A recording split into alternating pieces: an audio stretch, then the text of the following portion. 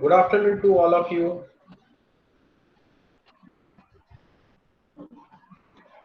Good afternoon, sir. Yeah. So we will start.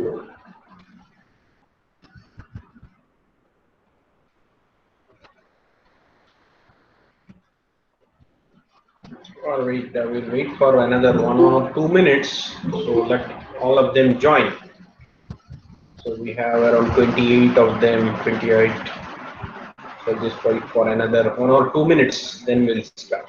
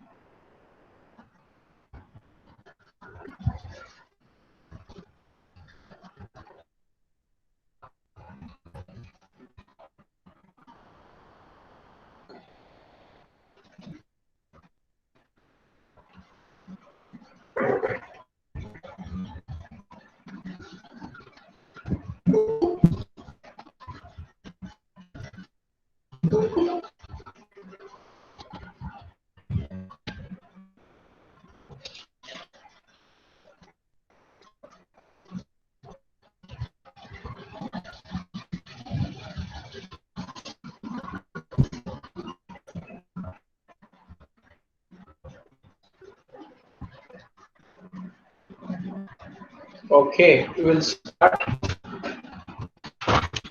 Uh, I'll share the slide.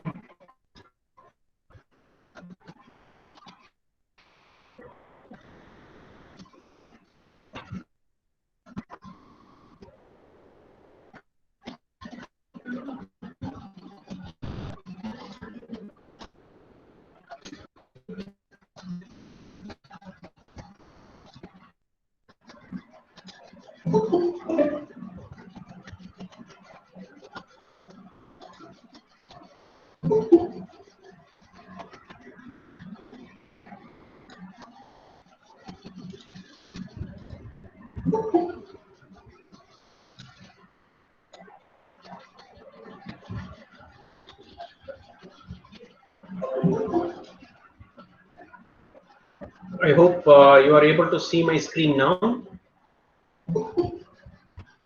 So we were discussing on research, the basic meaning of research, how research is used, why we have to do research in a very broader perspective. We were discussing about research as in general, what is research and why research, the importance of research, the need of research. Then we started discussing on business research. So our area is management and business. So our topic is more related to business research. So what is business research? That's what we were discussing. And we said in a simple way, business research is nothing but a research which provides information to the decision makers or managers, right? So those type of research is called as business research. So that's how we have defined, and we have seen an example of a HR manager as how his information reduces. So here we come to know that with that example, we come to know that always a decision maker. So a manager is a decision maker.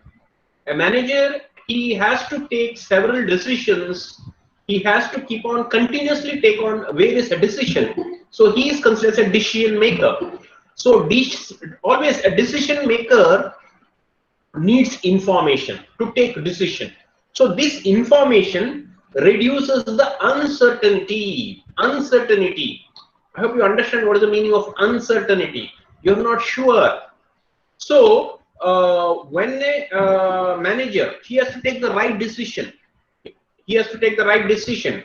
If he takes a wrong decision, then he is responsible. He is a responsible. Who is the manager? Manager is a person who is responsible than his subordinates. Right?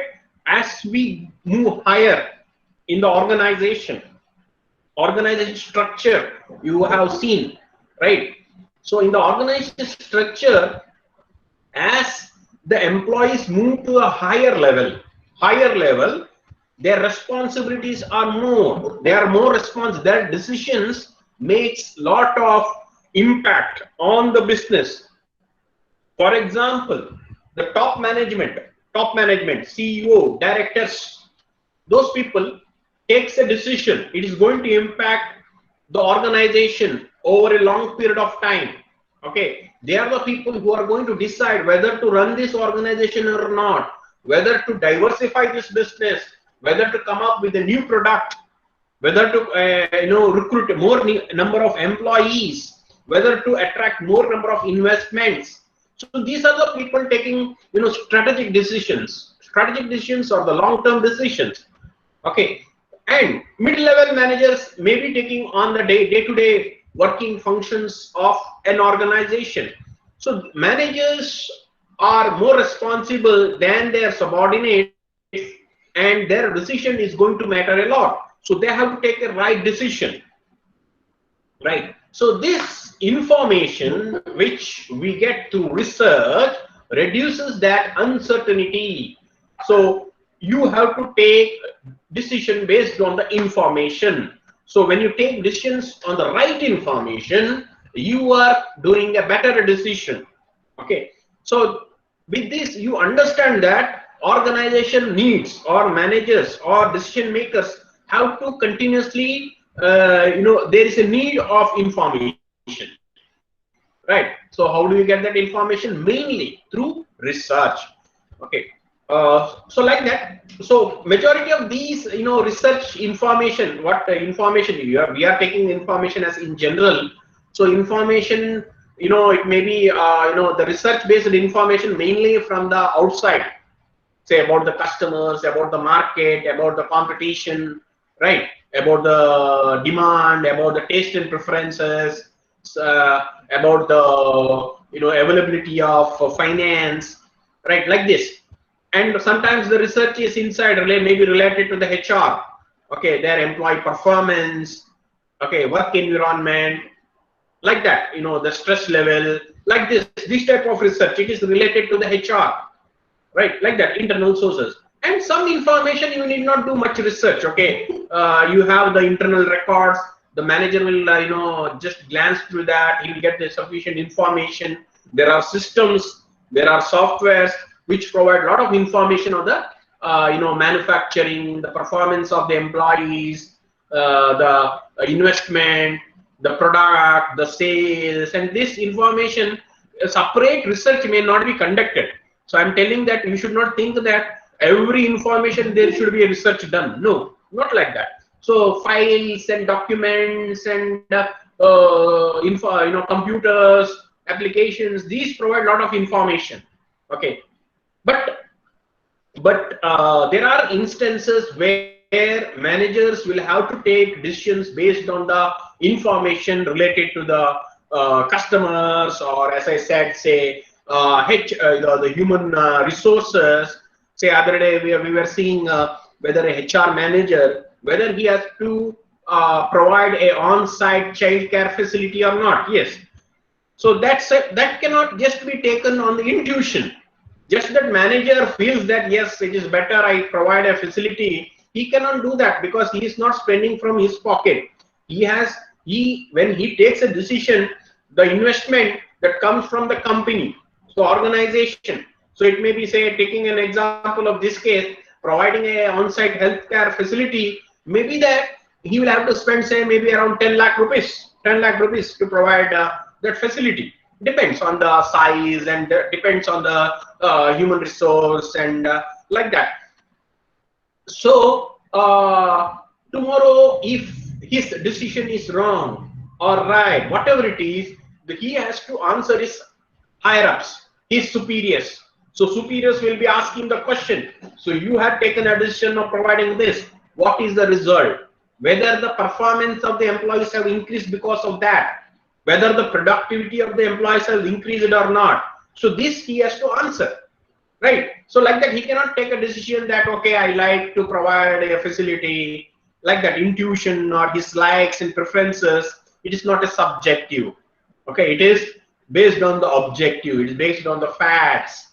So the information that he has to get is to, so we have discussed a lot about it, what type of information is required and so on. So like that. So that is how a business research is useful. So further, we will go and see what are the different types of research in general. In general, again, we are not, so it is not just related to business research. You know what we are talking next one. So we are talking different types of research in general. Okay, not specifically related to business research. We'll discuss the different types of research. So types of research, if we see, there are these way we can classify. Okay, different ways of classification is there. So one is descriptive and analytical research. One is descriptive research, another one is analytical. So we'll see what it is. So other type is applied and fundamental research. Applied research, fundamental research. Then another way of classifying is quantitative research and qualitative research. Then another one is conceptual versus empirical. So like this way we can classify the different research. We will see one by one. So I hope you are able to see my slides.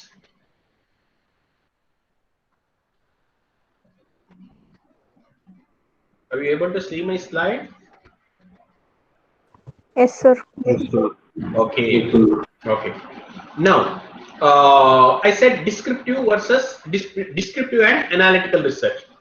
So descriptive research is where it is used to describe the characteristics of a population or a phenomenon that is being studied. So what you have done a research, if you are doing a research on the, a study on the consumers of a particular, say, Samsung mobile phone consumers, a study on Samsung mobile consumers. So that will be more of a descriptive research. So here, what you will do, if you are doing a study on that, what you have to do actually, what should be the objectives? Here you should be able to find out who are the customers, what is their demographic profile. Demographic profile means what is their age, what is their gender, what is their education, what is their employment, like this, all these details, demographics, psychographics, their lifestyle, their spending, all these things. So demographics, psychographics, if you're explaining, right, and how they are buying, how frequently they are buying, whether they are loyal customers. So actually, what type of research that you have done in the marketing management, it is more of a descriptive nature. That is, in the sense you are describing, there is a description, right? Description is, so that type of research is called as descriptive research. And this type of research does not answer any questions as how, when, why they are buying a product, it will not answer. How they are buying a product, how often they are buying. Suppose if you have included this as an objective, then it is not a descriptive research. Okay, how often they buy, where they buy, when they buy, this type of answers are not under descriptive research. How? So here, as I said, descriptive research, it may be about a population, like say consumers or employees, it may be, or it may be about a phenomenon. Okay, anything that is happening. right? So all this where there is a description, okay, description, describe the characteristics of that, then it is a descriptive research.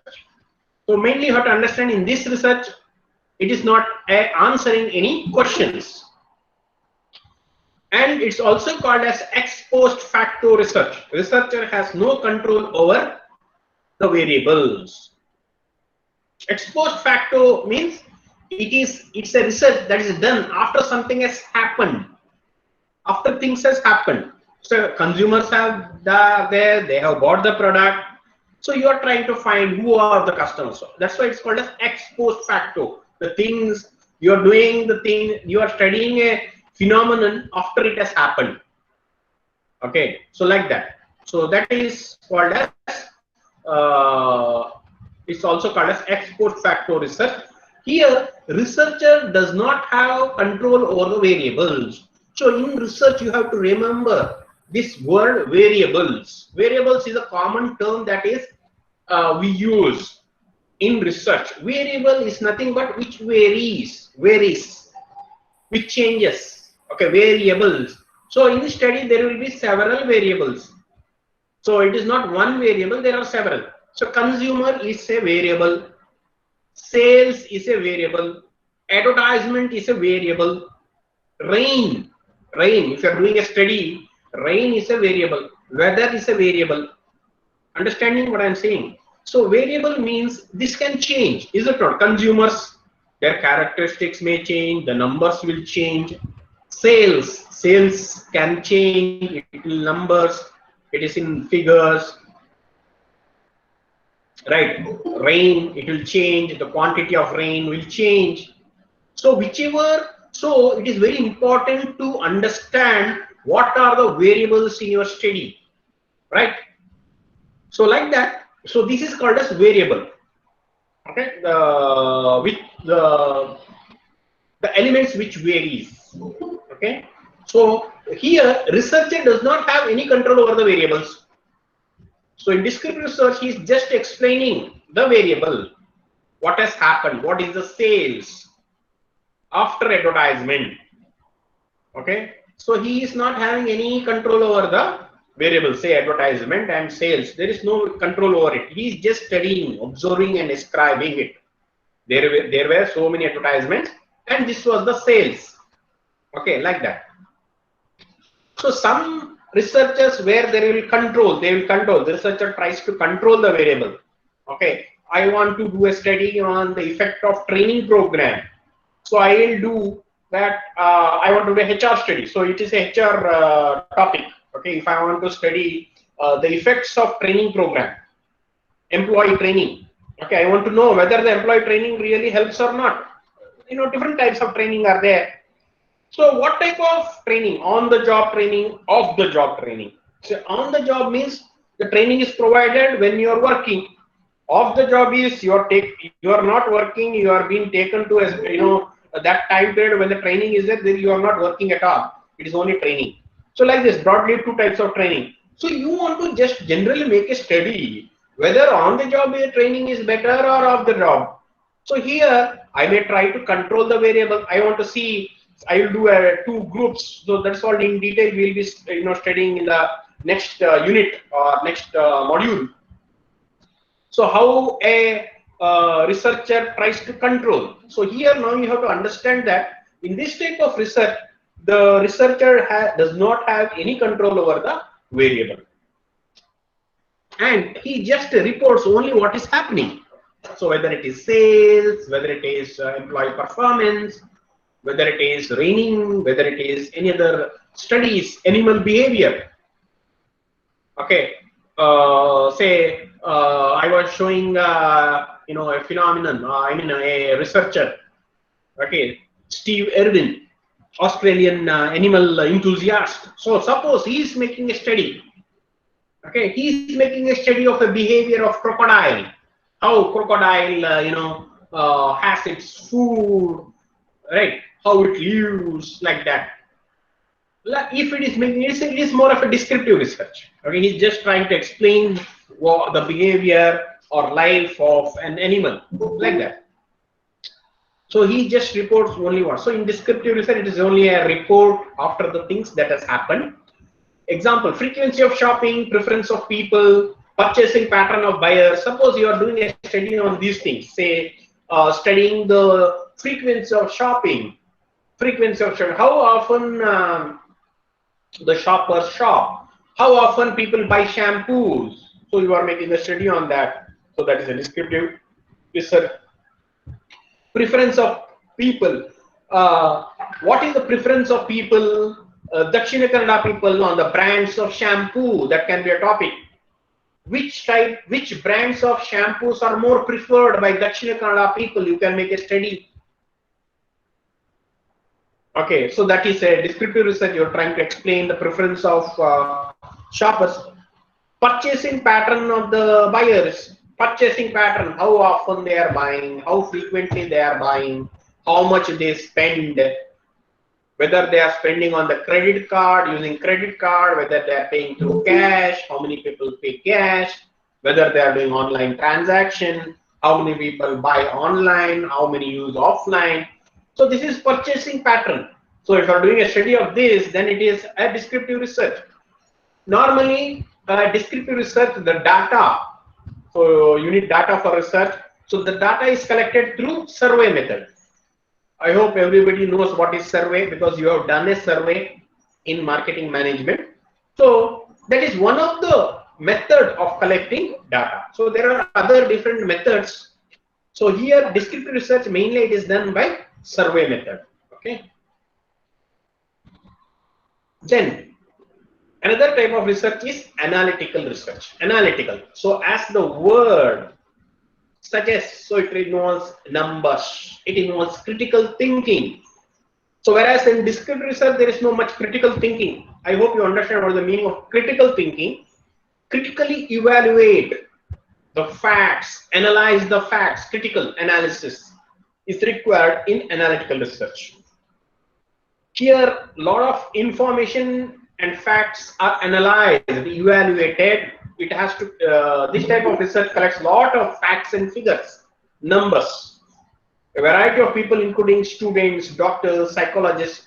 Most of these research is done by scientists, doctors, psychologists, a behavior of an individual, or a or a disease, a particular disease. They are doing a study, the reasons of a particular disease. Now, what is the COVID-19? COVID-19. So, any doctor or scientist, they are making a research. It will be analytical research based on lot of information. They will have to analyze. Okay. So that's why most of these researches are done by doctors and psychologists. Okay. So main thing what you have to understand is here in descriptive research it is describing the characteristics.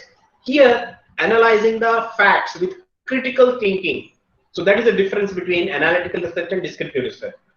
In analytical research, facts information is already available and it's analyzed. So here all the facts and information already available. So you want to know the COVID-19, how it started, what are the symptoms, what is the medicine that can be given. A research is done by doctors.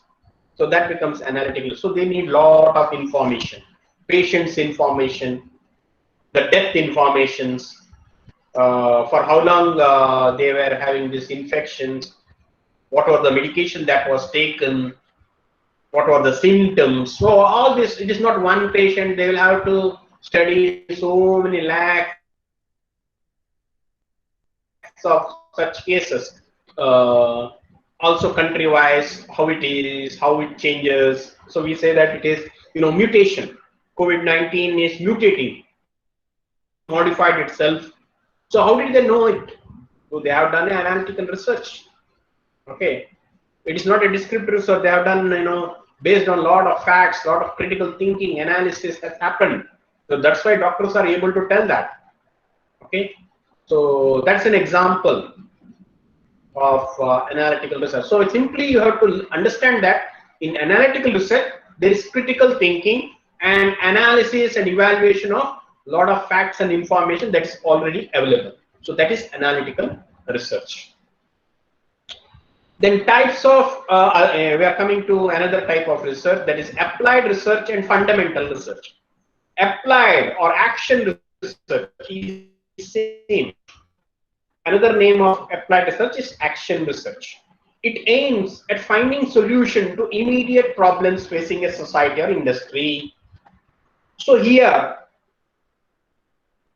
the objective of applied research is to get solutions.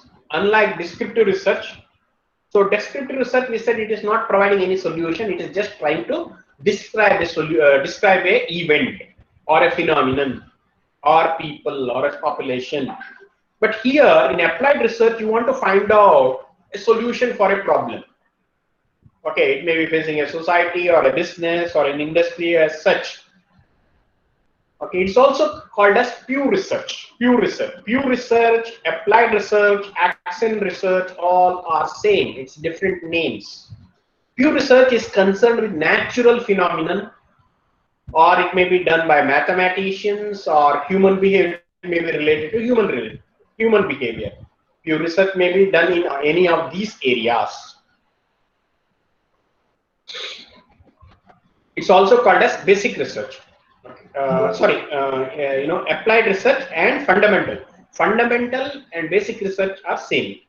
So applied research, you have to remember that it is done to find out immediate solutions for a problem. Okay, it may be low sales. Sales is coming down of an organization. So what you have to do, you have to find out what is the reason for sales. So if you are doing that, then what can be done? What is the reason for say low sales and what should be done? So you are doing a research for that, then it's the applied research. Then other type of research is fundamental research. Fundamental research and basic research is same. The meaning is same. It's a different name. Fundamental, basic.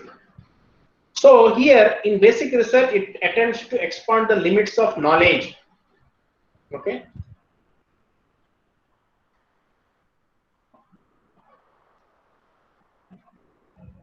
So here, look, this is actually pure research. Pure research and fundamental research and basic research meaning is same. Okay. Applied research and action research same. So this is action research, what I have explained. That is, which is trying to find a solution for immediate problem, is applied research. Pure research, that is fundamental research or basic research, is concerned with natural phenomenon. Pure research, fundamental research and basic research, it is all same. Okay.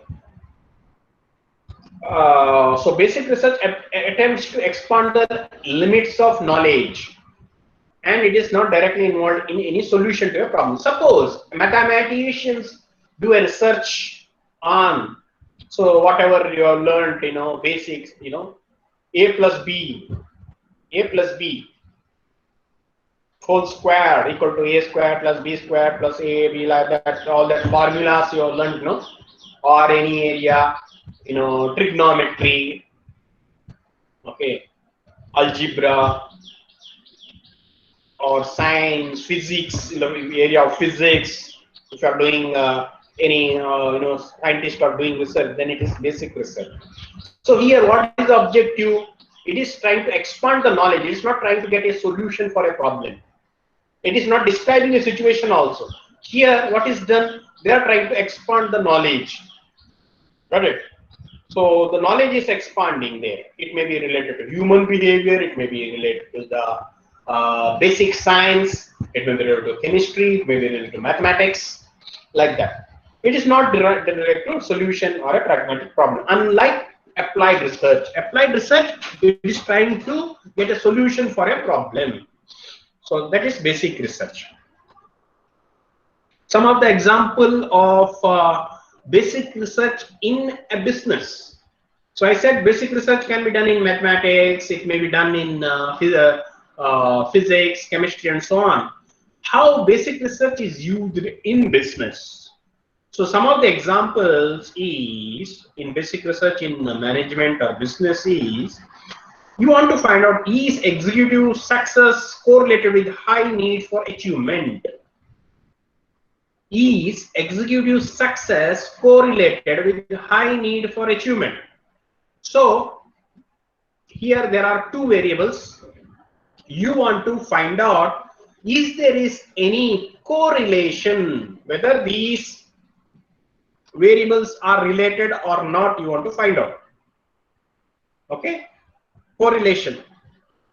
Correlation means whether these two variables are related or not. To what extent they are related, you want to find out.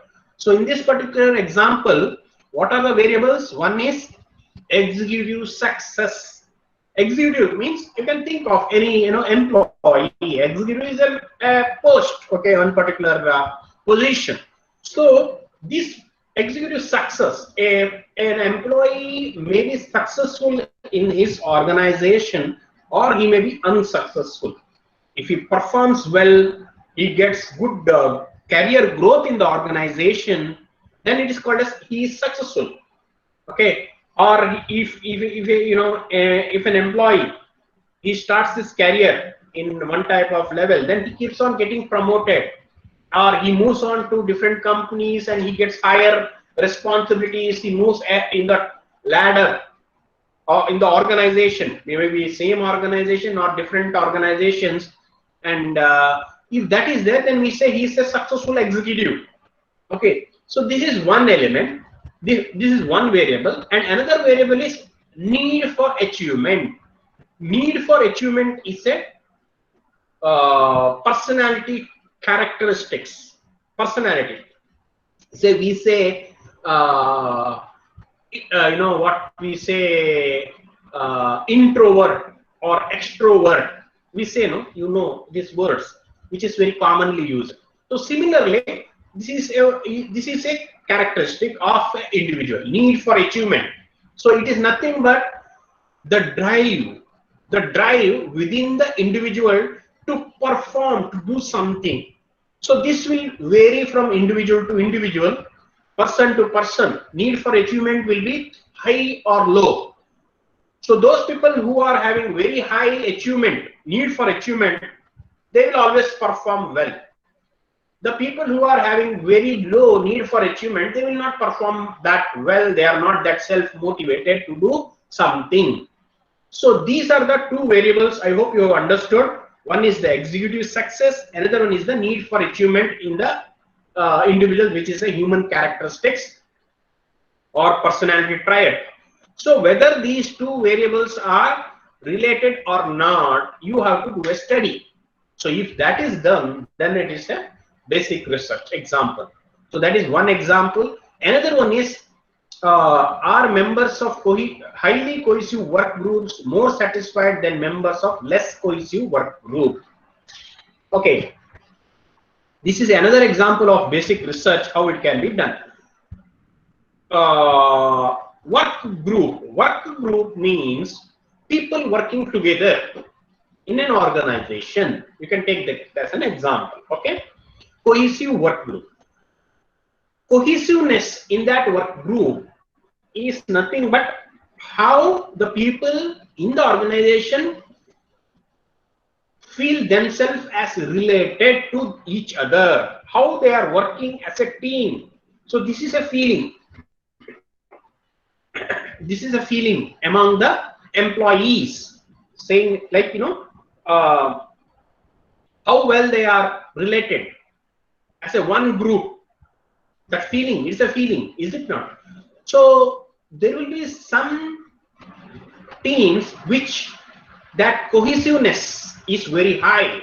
Cohesiveness is very high means that they feel that they are one, as they are working together as in one group, they are feeling that they are one team.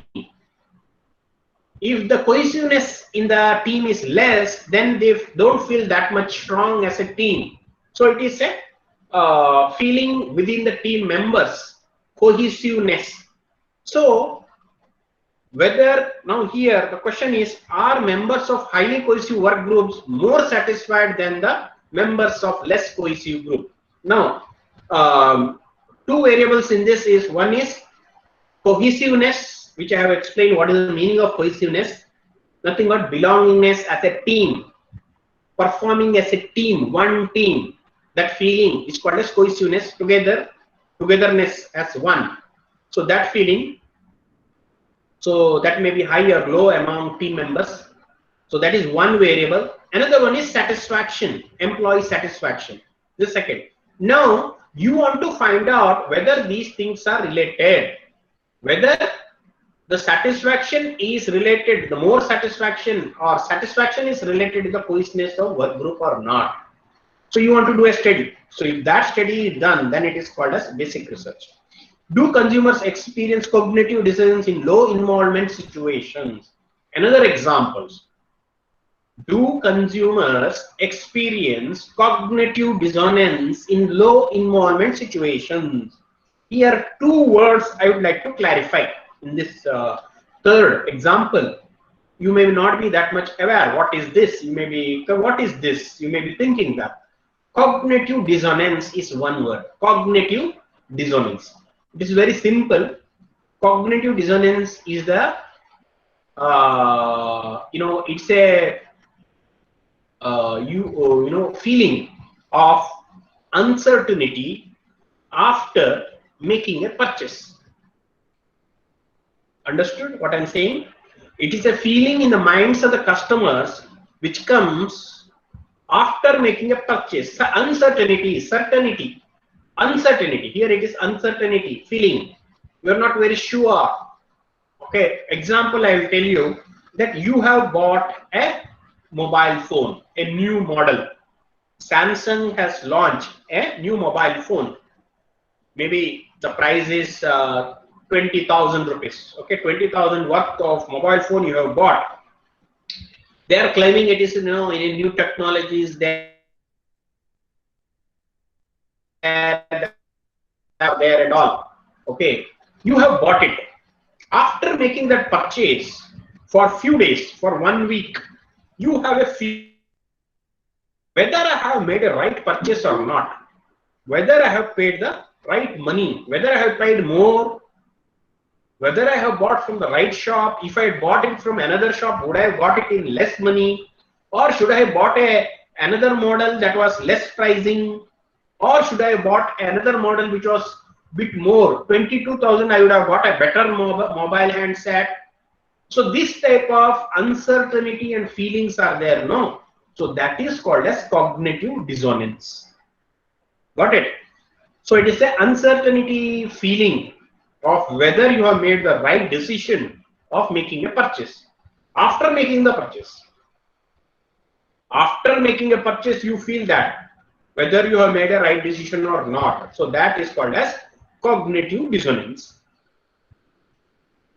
Another word that you should be familiar here is low involvement situations. Low involvement is in the purchases. Broadly you can make two categories. One is low involvement, another one is high involvement.